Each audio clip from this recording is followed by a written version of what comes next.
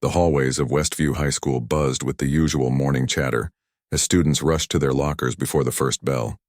Among them was Andre Thompson, a quiet 15-year-old sophomore who kept mostly to himself. It had been only 3 weeks since his family moved to town after his mom got a new job at the local hospital. Being the new kid wasn't easy, especially mid-semester when everyone already had their friend groups. Andre walked with his eyes down, carrying his backpack over one shoulder. He hadn't made many friends yet, but that was okay. He was used to being on his own and preferred to stay out of people's way. His grandfather always told him, "Keep your head down, do your work, and let your character speak for itself." That advice had gotten him through 2 previous school transfers. The morning announcements crackled over the speakers, reminding everyone about the special assembly scheduled for later that day. Andre had almost forgotten about it, something about welcoming the district superintendent and showcasing school achievements. He sighed quietly, knowing these events meant sitting uncomfortably in the auditorium for at least an hour. In the main office, Principal Richard Harmon was having a bad morning. The pianist scheduled to play during the assembly, Mrs. Winters from the music department, had just called in sick with the flu. His carefully planned program was falling apart just hours before the superintendent's visit. "What do you mean there's no backup?" He snapped at his secretary. "We need someone to play those introductory pieces when the superintendent enters and leaves." "It's tradition." "I'm sorry, sir," the secretary replied. "The other music teacher is on maternity leave, and the student who usually fills in is on a field trip with the debate team." Principal Harmon rubbed his temples. He'd been running Westview High for 15 years and prided himself on maintaining certain standards. The school had won the District Excellence Award 3 years in a row under his leadership, and he wasn't about to let a missing pianist ruin his perfect record. He stepped out of his office into the hallway, his tall frame and perpetual frown making students scatter out of his path. As he rounded the corner, he nearly collided with Andre, who was hurrying to his math class. "Watch where you're going." "Young man," Principal Harmon said sharply. "Sorry, sir," Andre mumbled, stepping back. He recognized the principal from orientation but had never spoken to him directly. Principal Harmon looked the boy up and down. He didn't immediately recognize him, which meant he must be one of the new transfer students. Something clicked in the principal's mind. A solution to his problem that might also provide some entertainment. "You. What's your name?" he demanded. "Andre Thompson, sir." "Thompson. You're new here, right?" The principal's voice carried a hint of something that made a few nearby teachers pause in their conversations. "Yes, sir. Started 3 weeks ago." A small smile, more like a smirk, appeared on Principal Harmon's face. "Tell me, Thompson, do you have any special talents?" "Sports, art, music?" Andre shifted uncomfortably. "Not really, sir. I just try to keep up with my classes." The principal's smirk widened. "Perfect. I have a special assignment for you. We need someone to play piano at today's assembly." Andre's eyes widened. "But sir, I don't—" "It's very simple," Principal Harmon interrupted. "Just a few basic pieces when the superintendent enters and exits. Nothing fancy." He turned to address the growing number of curious onlookers, raising his voice slightly. "Our new student has volunteered to help us out with today's assembly. Isn't that right, Thompson?" Andre stood frozen, aware of the eyes on him. He opened his mouth to object, but the principal had already placed a heavy hand on his shoulder. "The assembly starts at 1 o'clock. Be at the auditorium by 12:30 to get familiar with the piano." With that, Principal Harmon walked away, chuckling under his breath. As he left, Andre could hear him mutter to the vice principal, "This should be interesting. Let's see how the new kid handles being in the spotlight." The bell rang and students scattered to their classrooms, but not before Andre noticed the whispers and stares. His stomach knotted with anxiety. He knew what was happening. It wasn't the first time he'd been the butt of someone's joke, but he hadn't expected it from the principal of all people. Ms. Chen, the young science teacher who had witnessed the exchange, approached Andre with concern in her eyes.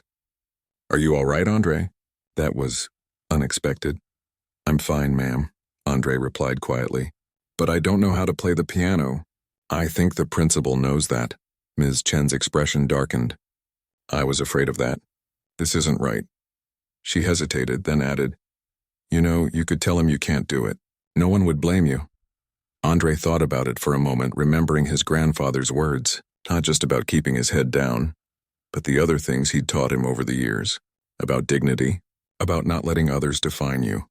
It's okay, Ms. Chen, I'll figure something out. He gave her a small smile that didn't quite reach his eyes before heading to class. Throughout the morning, rumors spread like wildfire. By lunchtime, everyone had heard that the new kid was going to make a fool of himself at the assembly. Some students looked at Andre with pity, others with curiosity, and a few with the excitement of those anticipating a train wreck. Andre sat alone at lunch, pushing food around his tray while trying to ignore the occasional glances and whispers. His mind raced with possibilities. He could fake illness and go home. He could simply tell the principal he couldn't do it. Or he could show up and admit in front of everyone that he didn't know how to play. None of those options felt right. Is this seat taken? Andre looked up to see a short boy with glasses standing across from him, lunch tray in hand. No, go ahead, Andre replied, surprised. No one had voluntarily sat with him since he arrived. I'm Leo, the boy said, settling in. You're Andre, right? The one playing piano today? Andre sighed. Apparently. Leo studied him for a moment. You don't actually play, do you? Is it that obvious? Kind of. Leo took a bite of his apple. Everyone's talking about how Principal Harmon set you up. He does stuff like that sometimes. Thinks he's funny. Andre nodded, not trusting himself to speak without letting his anger show. So what are you going to do? Leo asked. Andre was quiet for a long moment. I don't know yet. Well, Leo said, lowering his voice, whatever you decide, just know not everyone thinks it's funny. Principal Harmon can be a real jerk sometimes. For the first time that day, Andre felt a small weight lift from his shoulders. At least someone understood what was happening. After lunch, Andre found himself wandering toward the music room. It was empty during this period, the door unlocked. He slipped inside, drawn to the grand piano in the corner. It reminded him of his grandfather's piano, the one that had sat in their living room for as long as Andre could remember. He sat down on the bench and lifted the cover, revealing the black and white keys beneath. Memories washed over him, sitting beside his grandfather as a small child, watching those weathered hands coax beautiful sounds from similar keys. You shouldn't be in here without permission, a voice said from the doorway. Andre jumped and turned to see Mrs. Powell, the elderly librarian, watching him. I'm sorry, he said, quickly standing. I was just looking. Mrs. Powell stepped into the room, her expression softening. You're the Thompson boy, aren't you? The one Principal Harmon volunteered for the assembly? Andre nodded, embarrassed. Sit back down, she said, gesturing to the piano bench. Were you curious about it? Sort of, Andre admitted, slowly sitting again. My grandfather had one like this. He used to play all the time. Mrs. Powell smiled. Did he teach you? Andre looked down at the keys, running his fingers lightly over them without pressing down. He tried. I wasn't very interested back then. I was too busy with other things. His voice caught slightly. He died last year. I'm sorry to hear that, Mrs. Powell said softly. She studied him for a moment. You know, Principal Harmon is expecting you to fail today. That's why he picked you. The new student he assumes knows nothing about music. Andre nodded. I know. So what will you do? Andre took a deep breath, thinking of his grandfather, how he'd faced his own challenges with quiet dignity, how he'd taught Andre that actions speak louder than words. Suddenly the answer seemed clear. I'll show up, he said simply. Mrs. Powell nodded, a glint of approval in her eyes. Good. Remember, Andre, sometimes the best response to unkindness isn't to fight back or run away. It's to rise above. As the bell rang, signaling the end of lunch period, Andre stood and thanked Mrs. Powell. Walking to his next class, he felt a strange calm settle over him. He knew what he needed to do now. The hours ticked by too quickly. Before he knew it, it was 12:15, and students were already beginning to file into the auditorium for the assembly. Andre stood outside the double doors, his heart pounding in his chest. Through the small windows, he could see Principal Harmon on stage, arranging chairs and checking the microphone, occasionally glancing toward the piano with that same smirk from earlier. You showed up, Leo said, appearing beside him. Wasn't sure if you would. I had to, Andre replied. Leo nodded in understanding. Good luck in there. Whatever happens, just remember most of us are on your side. With those words of encouragement, Andre took a deep breath and pushed through the doors. It was time to face the music, literally. Principal Harmon spotted him immediately. his eyebrows rising in surprise before his smirk returned, wider than before. "Ah, Thompson, right on time. The piano is all yours." He gestured grandly toward the instrument on the side of the stage. "I hope you're ready to dazzle us all." Andre walked slowly toward the stage, feeling hundreds of eyes following his every move. The auditorium was nearly full now, with students filing in and teachers taking their places along the walls. He could hear the whispers, see the anticipation on their faces. Some looked excited, others uncomfortable, and a few, like Leo, who had found a seat near the front, offered encouraging smiles. Principal Harmon stood center stage at the podium, arranging his notes with a self-satisfied expression. He glanced up as Andre approached the piano. "Ah, Thompson, glad you could make it," he said, his voice carrying just enough for the first few rows to hear. "I trust you're prepared." Andre nodded silently, not trusting his voice. His palms were sweaty and his heart hammered so loudly he was sure everyone could hear it. "Good, good," Principal Harmon continued, that same smirk playing at the corners of his mouth. "The superintendent will arrive any minute. Just play something appropriate when he enters." His emphasis made it clear he expected nothing of the sort. A few teachers exchanged glances. Ms. Chen, who had been setting up a display of student artwork at the side of the stage, frowned deeply. She approached Principal Harmon and spoke in a hushed voice. "Richard, is this really necessary? The boy looks terrified." Principal Harmon waved her off. "It's just a bit of fun, Nancy. Besides, the assembly needs music and Thompson here has volunteered." "You volunteered him," she corrected. But the principal had already turned away to greet the vice principal, who was escorting several important-looking visitors through the side entrance. Ms. Chen gave Andre a sympathetic look. "Are you sure about this?" she whispered. Andre nodded again, more firmly this time. "I'll be fine, Ms. Chen. Really?" She didn't look convinced, but returned to her display, keeping a watchful eye on the situation. Andre sat down at the piano bench, adjusting its height slightly. The grand piano gleamed under the stage lights, its polished surface reflecting his nervous expression back at him. He lifted the cover and revealed the keys, letting his fingers hover over them without pressing down. His mind flashed back to his grandfather's living room, to the upright piano that had been the centerpiece of their home. How many hours had he spent there, first watching, then reluctantly participating in lessons? His grandfather had been patient but persistent. "Music lives in you, boy," his grandfather would say, "whether you know it yet or not." At 12, Andre had finally begun to take it seriously. By 13, he was practicing daily. By 14, he was playing pieces his grandfather called beyond his years. And then last year, everything changed. His grandfather's sudden illness. The funeral. The piano sold to help pay medical bills. The move to a new town for his mother's new job. The promise he'd made to keep playing somehow, somewhere. And now here he was, sitting at a piano again for the first time in months, about to either humiliate himself or... A commotion at the main doors interrupted his thoughts. The superintendent had arrived. Principal Harmon straightened his tie and gestured frantically to Andre. "Thompson, that's your cue," he hissed. The auditorium fell silent as the doors opened and a tall woman in a navy suit entered, flanked by several board members. Principal Harmon plastered on a wide smile and nodded again toward Andre. It was now or never. Andre took a deep breath, placed his fingers on the keys and began to play. For the first few notes, he kept his eyes closed, letting muscle memory guide him. He'd chosen Beethoven's Für Elise, recognizable enough that people would know it but not too showy. The familiar melody filled the auditorium, each note clear and precise. There was a collective intake of breath from the audience. Principal Harmon's smile froze on his face.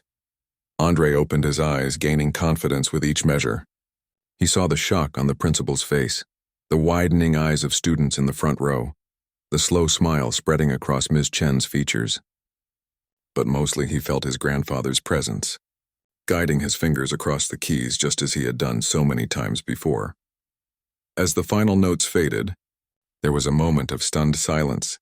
Then the superintendent began to applaud, followed quickly by the rest of the audience. "Wonderful," she exclaimed, approaching the stage. "What a delightful welcome." Principal Harmon stood rooted to the spot, his face a mixture of disbelief and dawning horror as he realized his prank had backfired spectacularly. He recovered enough to step forward and shake the superintendent's hand. "Yes, well, We pride ourselves on nurturing talent at Westview, he said weakly. The superintendent turned to Andre. Young man, that was beautifully played. How long have you been studying? Since I was 7, ma'am, Andre replied quietly. My grandfather taught me. Well, he did an excellent job. I look forward to hearing more during the closing. She smiled warmly before following Principal Harmon to her seat in the front row. As the assembly got underway, Andre remained at the piano, still processing what had just happened. He'd done it. He'd honored his grandfather's memory and in the process turned the tables on Principal Harmon's cruel joke. Ms. Chen slipped over during a video presentation and squeezed his shoulder. That was incredible, Andre. Why didn't you tell anyone you could play? He shrugged. No one asked. And we don't have a piano at home anymore, so I haven't played in months. Well, you have one here now, she said. The music room is open during lunch and after school. You're welcome anytime. Throughout the assembly, Andre noticed students looking at him differently. The whispers continued, but they'd changed in tone. He caught fragments. Did you hear him play? And who knew the new kid was so good? Leo gave him a thumbs up from his seat, grinning widely.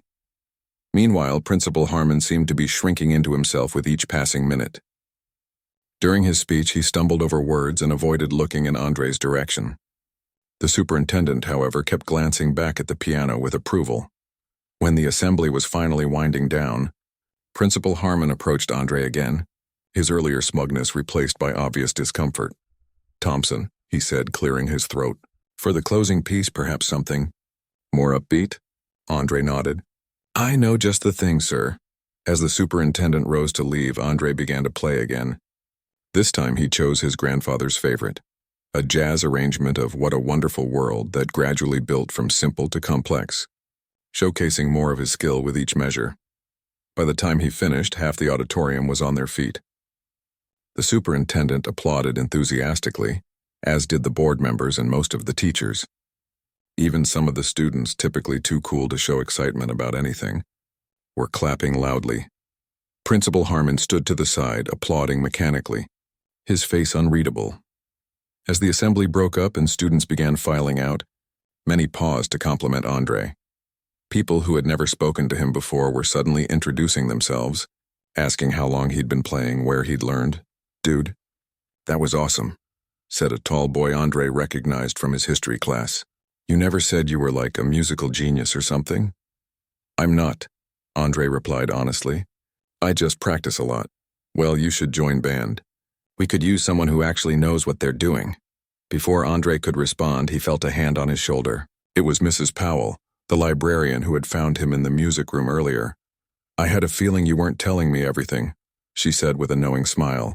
Your grandfather would be proud. Andre felt a lump in his throat. Thanks. As the crowd thinned, Principal Harmon finally approached again. The auditorium was nearly empty now, just a few teachers cleaning up and some students lingering near the exits. Thompson, he said stiffly, I wasn't aware of your talents. No, sir, Andre replied evenly. You weren't. They looked at each other for a long moment, the boy and the principal, each measuring the other in a new light. The superintendent was very impressed, Principal Harmon continued, his tone carefully neutral. She mentioned our music program could use more students like you. Andre waited, saying nothing. What I'm trying to say is, the principal paused, obviously struggling. The school would benefit from your participation in our music program. If you're interested, it wasn't quite an apology, but it was something. I'll think about it, Andre said. Principal Harmon nodded curtly and walked away, his shoulders tight with embarrassment. Ms. Chen approached as the principal left. Everything okay? Yeah, Andre said, closing the piano cover gently. I think so. You know, he's too proud to say it, but I think Principal Harmon learned something today. She smiled. And so did a lot of other people. Andre gathered his backpack, thinking about everything that had happened. This morning he'd been invisible, just another face in the hallway. Now he'd been seen. Really seen. As he left the auditorium, Leo was waiting by the door. That was epic, he said, falling into step beside Andre. The look on Harmon's face. I wish I'd taken a picture. Andre laughed, the tension of the day finally releasing. It felt good, he admitted. So what happens now? Leo asked. Andre thought about his grandfather. about the piano that had been sold, about the music that had always lived inside him. He thought about Principal Harmon and his failed prank, about Ms. Chen's encouragement, about the superintendent's approval. Now, he said, I think I start playing again. As they walked down the hall together, Andre realized something had fundamentally changed. The whispers and stares followed him still, but they were different now. He wasn't just the new kid anymore. He was Andre Thompson, the boy who had turned a cruel prank into something unexpected. And somewhere, he was sure his grandfather was smiling. The next morning, Andre walked into school feeling different. For the first time since moving to town, he wasn't trying to blend into the background. He stood a little taller, made eye contact with people in the hallways. And they noticed him back. Hey, piano man, called a girl from his English class as he passed her locker. That was some performance yesterday. Andre smiled and nodded his thanks. All around him, he could hear snippets of conversation about the assembly, about how the new kid had shocked everyone with his hidden talent, about how Principal Harmon's face had turned 3 shades of red. Speaking of Principal Harmon, the man himself was nowhere to be seen that morning. According to the whispers Andre overheard, he'd been called to an early meeting with the superintendent and hadn't returned yet. Leo caught up with Andre at his locker. You're famous now, he said, grinning. Everyone's talking about you. It's weird, Andre admitted, grabbing his math textbook. Yesterday nobody knew I existed. Well, they sure know now. Oh, by the way, Ms. Chen was looking for you. Said to stop by the music room when you have a chance. Andre thanked him and headed to his first class, still adjusting to the newfound attention. Some of it felt good. The appreciative nods from teachers, the friendly greetings from students who'd never spoken to him before. Other parts were uncomfortable.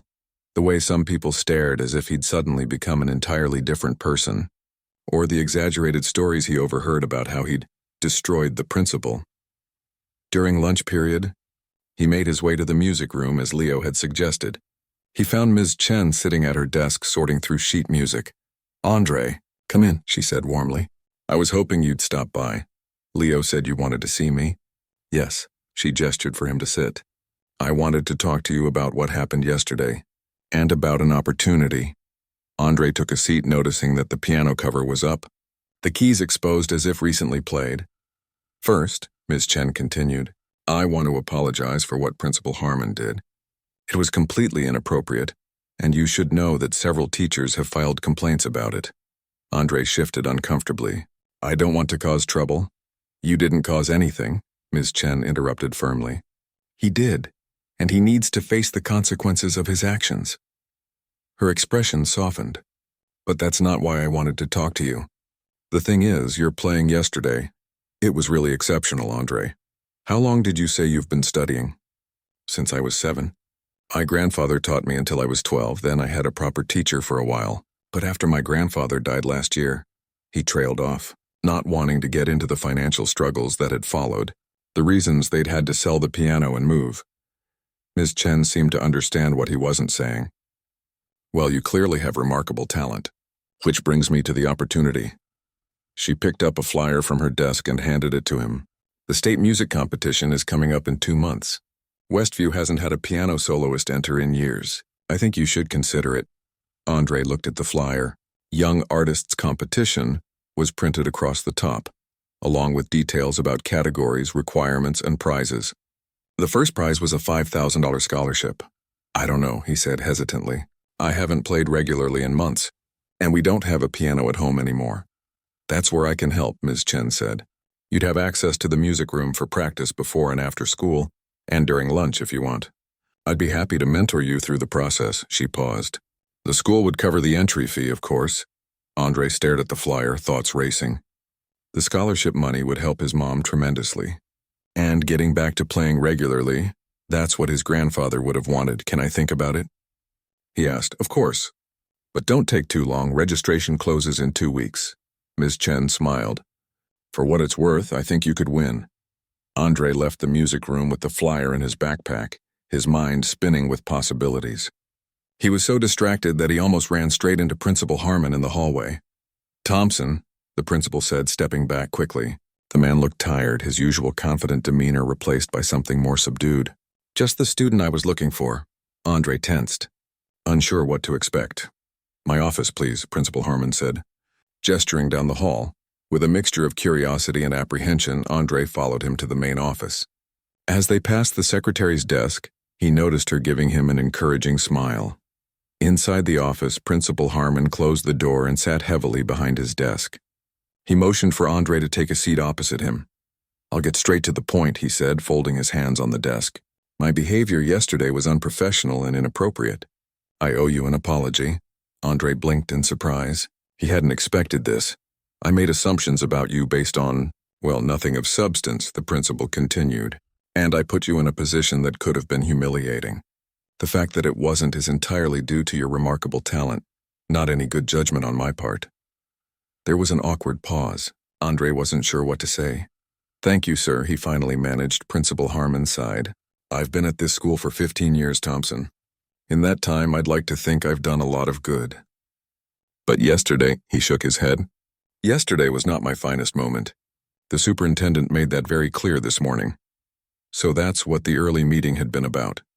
The thing is," Principal Harmon continued, "I'd like to make it right. Ms. Chen tells me you're considering the state music competition?" Andre nodded, surprised again. "She just mentioned it to me." "Good. Because I've already authorized funds not only for your entry fee, but also for transportation and any materials you might need." He leaned forward slightly. "And I've taken the liberty of contacting Mrs. Winters, our music teacher who was out sick yesterday. She's an accomplished pianist herself and has agreed to provide you with private coaching twice a week if you're interested." Andre sat there stunned. "Why would you do all that?" Principal Harmon looked at him directly for the first time. "Because talent like yours deserves support. And because I have amends to make." He paused. "Also because the superintendent suggested it would be an appropriate response to the situation." That last bit made Andre smile slightly. At least the principal was being honest. "So what do you say, Thompson? Will you represent Westview at the competition?" Andre thought about his grandfather, about the hours they'd spent at the piano together, about the promise he'd made to keep playing. He thought about his mother working double shifts at the hospital to make ends meet, and what the scholarship money could mean for them. "Yes," he said. "I'll do it." Something like relief crossed Principal Harmon's face. "Excellent. Ms. Chen will help coordinate your practice schedule." He stood, extending his hand across the desk. "And Thompson, thank you for giving me a chance to make this right." Andre stood and shook the principal's hand, feeling like something important had shifted between them. Not friendship exactly, but a kind of respect that hadn't been there before. As he left the office, the final bell of the day was ringing. Students poured into the hallways, eager to start their weekend. Leo was waiting for him by his locker. "Dude, I saw you go into Harmon's office. What happened? Are you in trouble?" Andre shook his head, still processing everything. "The opposite, actually." He apologized. Leo's eyes widened. "Harmon apologized? Are you sure it was really him and not a body snatcher or something?" Andre laughed. "Pretty sure. And he's going to support me entering the state music competition." "Whoa. That's unexpected." "Yeah." Andre closed his locker and they headed toward the exit. "Hey, want to stop by the music room for a minute?" "I want to check something." Leo nodded and they made a detour to the arts wing of the building. The hallways were emptying quickly as students rushed to start their weekend. But the music room door was open. Ms. Chen was gone, but the piano remained, its cover still up from earlier. Andre walked over and sat down on the bench. It felt right somehow, like coming home after a long absence. "You gonna play something?" Leo asked, dropping his backpack on a nearby chair. Andre placed his fingers on the keys and began a gentle melody, one of the first pieces his grandfather had taught him. The notes filled the empty room, simple but beautiful. Leo listened quietly, watching his friend transform before his eyes. There was something different about Andre when he played, a confidence, a peace that hadn't been there before. When the final note faded, Leo spoke. "You're really good, you know. Like seriously good." "My grandfather used to say music was the best way to speak without words," Andre replied. "I think I'm finally understanding what he meant." They sat in comfortable silence for a moment. "So you're really doing this competition thing?" Leo asked eventually. Andre nodded. 2 months to prepare. Mrs. Winters is going to coach me twice a week and I can practice here every day." "You'll win," Leo said with complete certainty. After what you did at the assembly? No doubt. Andre wasn't so sure he knew how much work lay ahead, but he appreciated his friend's confidence. We'll see. As they left the school and walked into the bright afternoon sunlight, Andre felt a weight lifting from his shoulders. For the first time since moving to this town, he felt like he belonged, not just as the new kid or the boy who embarrassed the principal, but as himself, a musician finding his way back to his passion. And somewhere, he was certain, his grandfather was watching, nodding in approval. The weeks flew by as Andre settled into his new routine. Every morning he arrived at school 30 minutes early to practice in the music room. During lunch, instead of sitting in the cafeteria, he'd grab a sandwich and head straight back to the piano, and after the final bell, he'd spend another hour or two playing, only leaving when the janitor gently reminded him that he needed to lock up the building. Mrs. Winters, the music teacher, kept her promise to work with Andre twice a week. She was a small, energetic woman with silver-streaked hair and hands that moved like birds when she spoke about music. You have a natural feel for the keys, she told Andre during their first session, but technique can always be refined. Let's work on your hand position. She was a demanding teacher, much like his grandfather had been. Nothing less than excellence would do. She'd stop him mid-measure to correct the slightest error, making him repeat passages over and over until they were perfect. Again, she'd say, and this time feel the music. Don't just play the notes. Sometimes it was frustrating, but Andre knew she was right. The competition piece they'd selected, Chopin's Nocturne in E-flat major, required both technical precision and emotional depth. It was more challenging than anything he'd played before, pushing him to grow as a musician. During one particularly difficult practice session, Andre slammed his hands down on the keys in frustration. I can't get this part right, he said. Maybe we should pick an easier piece. Mrs. Winters shook her head firmly. Absolutely not. This piece suits your playing style perfectly. You just need to break through this wall. She sat down beside him on the bench. Close your eyes. Andre did as she asked. Now tell me what this piece is about. Not the notes, not the technique. What is Chopin trying to say? Andre thought for a moment. It's sad, but not completely sad. There's hope in it, too. Good. And why does that speak to you? The question caught him off guard.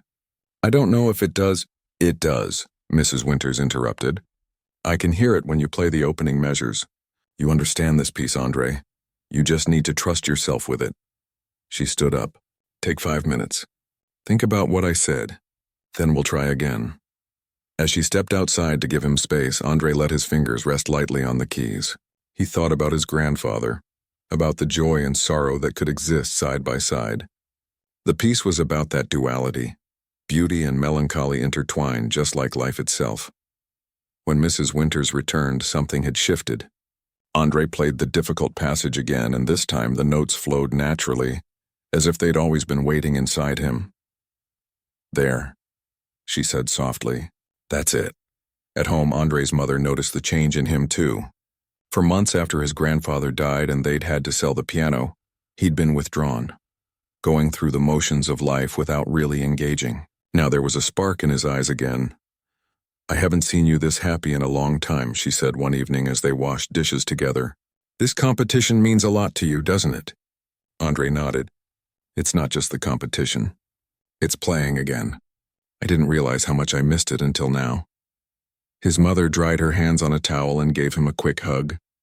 Your grandfather would be so proud of you. I wish he could see me play in the competition, Andre said quietly. He will be there, she assured him. Maybe not in a way we can see, but he'll be there. At school, other things were changing too. Andre was no longer invisible. He'd made friends beyond just Leo. Other students in the music program who respected his talent. Kids from his classes who'd heard about what happened at the assembly and wanted to know him better. Even Principal Harmon was different.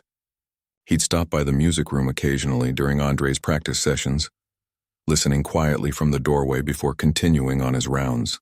Sometimes he'd nod in approval or offer a brief, sounding good, Thompson, before moving on. One day, about a month into his preparation, Andre arrived at the music room to find something unexpected. A small digital piano keyboard sitting on Ms. Chen's desk with a note attached. For home practice. Return when you're finished with the competition. Principal Harmon. Andre stared at it in disbelief. It wasn't a grand piano like the one in the music room, but it was a quality instrument with weighted keys that would allow him to practice at home. Did you know about this? He asked Miss Chen when she arrived. She smiled. He mentioned he was thinking about it.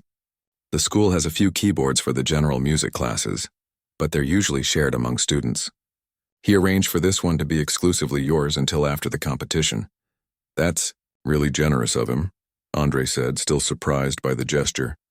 People can surprise you, Ms. Chen replied, sometimes in good ways. As the competition drew closer, Andre's practice sessions intensified.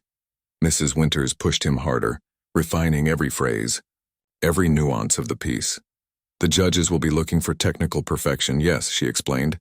But what will set you apart is your interpretation. Make them feel something, Andre. 2 weeks before the competition, she arranged for him to perform the piece for the entire music department, a sort of dress rehearsal in front of an audience.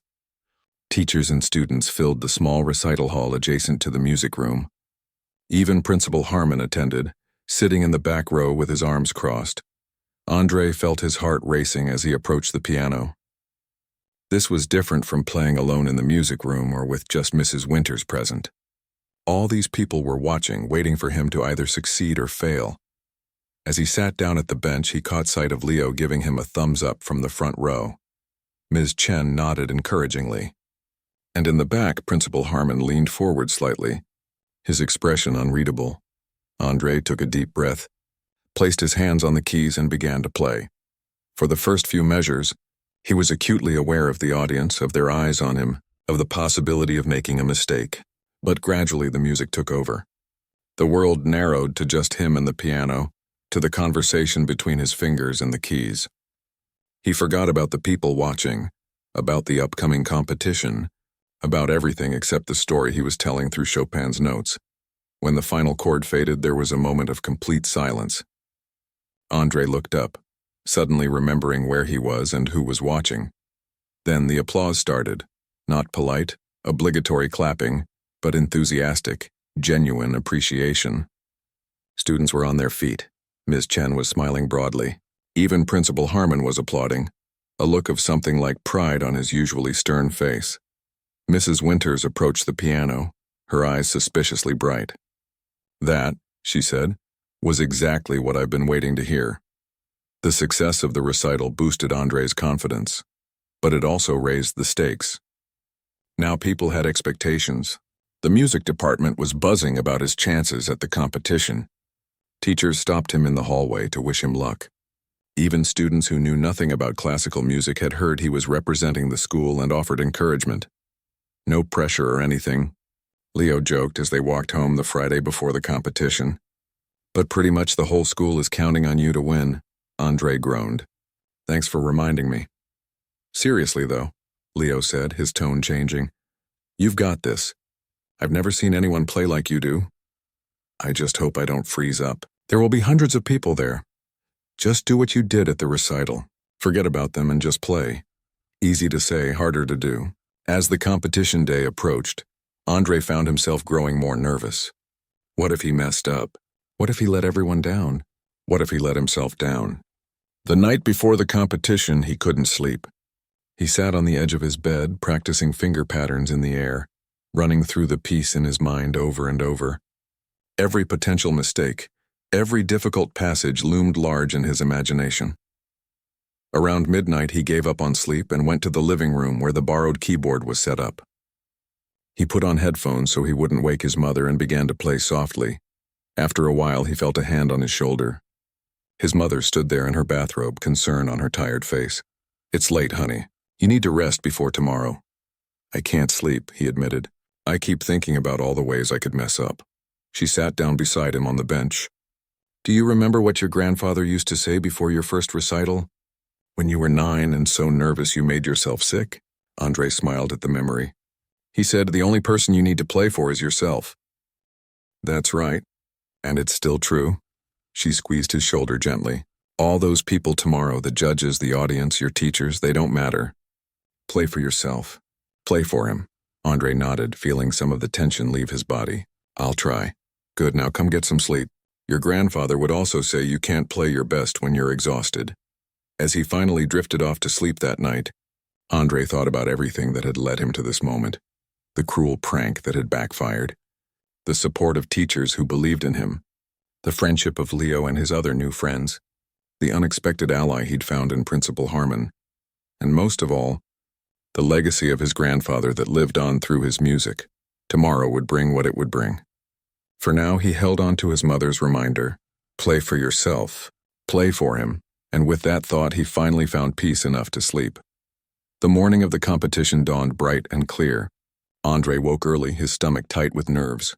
Today was the day. Everything he'd been working toward for the past 2 months.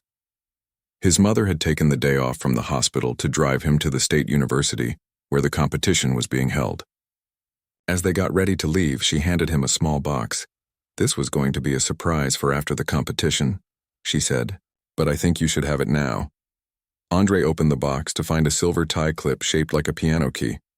He recognized it immediately.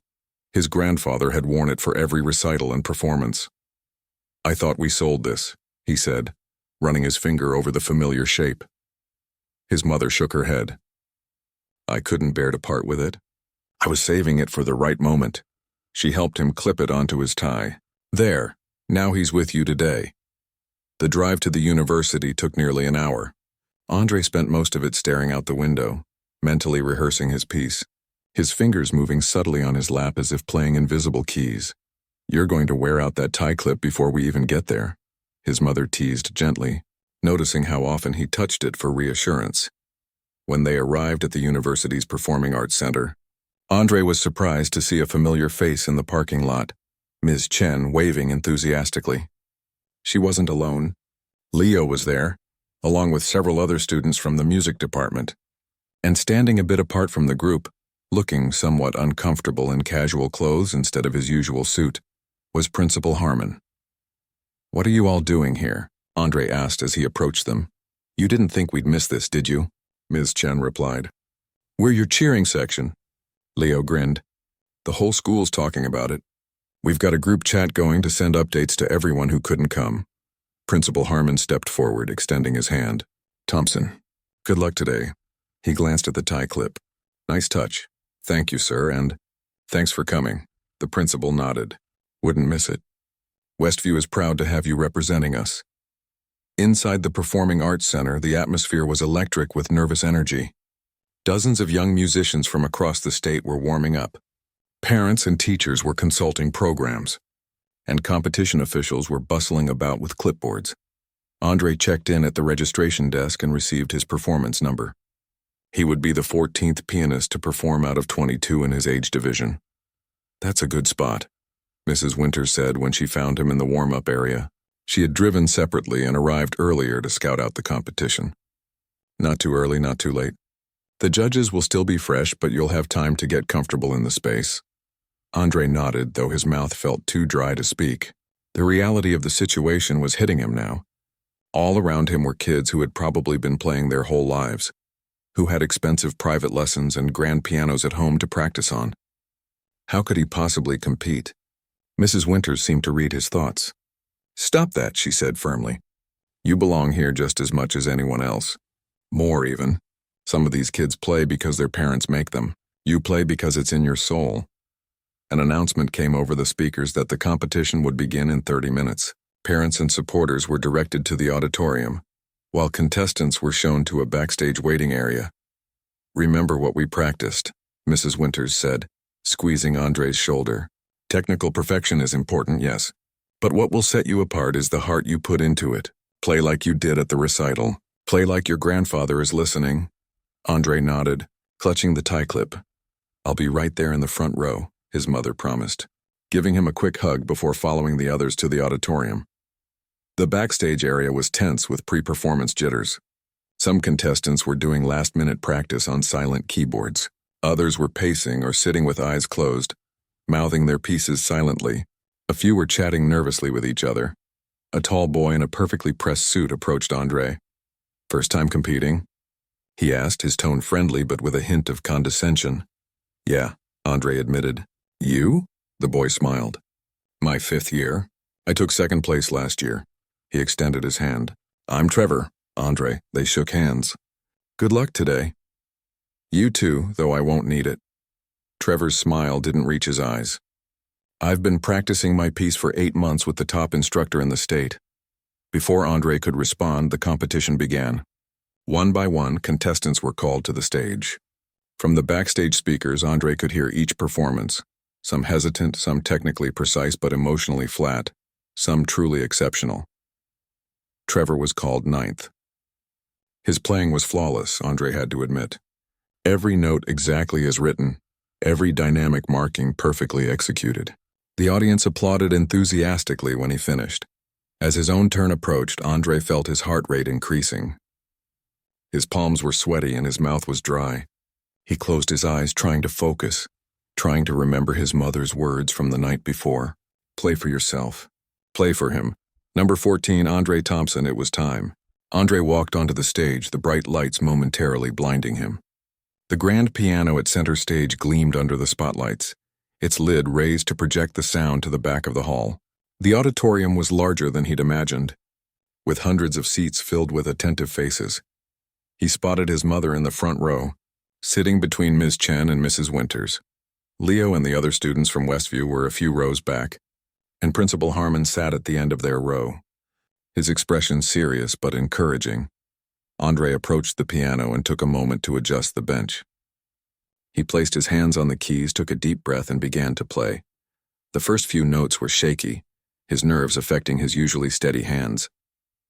He pushed through, focusing on the music, on the story he was trying to tell through Chopin's Nocturne. Gradually, something shifted. The nervousness faded, replaced by a deep connection to the piece. Andre closed his eyes, letting his fingers find the keys by memory and feel. The melody soared, then softened to a whisper, then built again, joy and sorrow and hope all intertwined. He thought of his grandfather, of the hours they'd spent together at the piano, of the laughter and occasional frustration, of the pride in the old man's eyes when Andre mastered a difficult passage.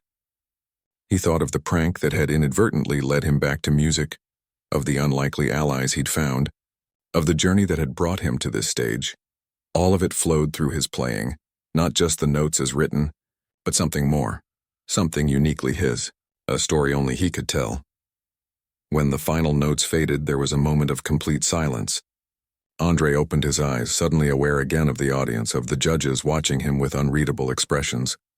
Then the applause began, warm, enthusiastic, genuine. As he stood to take his bow, Andre caught sight of his mother wiping tears from her eyes. Ms. Chen was beaming. Even Principal Harmon was applauding vigorously, a rare smile on his face. Backstage, several other contestants nodded to him with newfound respect. Trevor, the confident boy from earlier, gave him a thoughtful look. Nice playing, he said simply. The remaining performers took their turns, and then there was nothing to do but wait for the judge's decision. Andre rejoined his supporters in the lobby. That was beautiful, honey, his mother said, hugging him tightly. You should be very proud, Mrs. Winters added. No matter what happens with the results, that was a performance to remember. Leo was practically bouncing with excitement.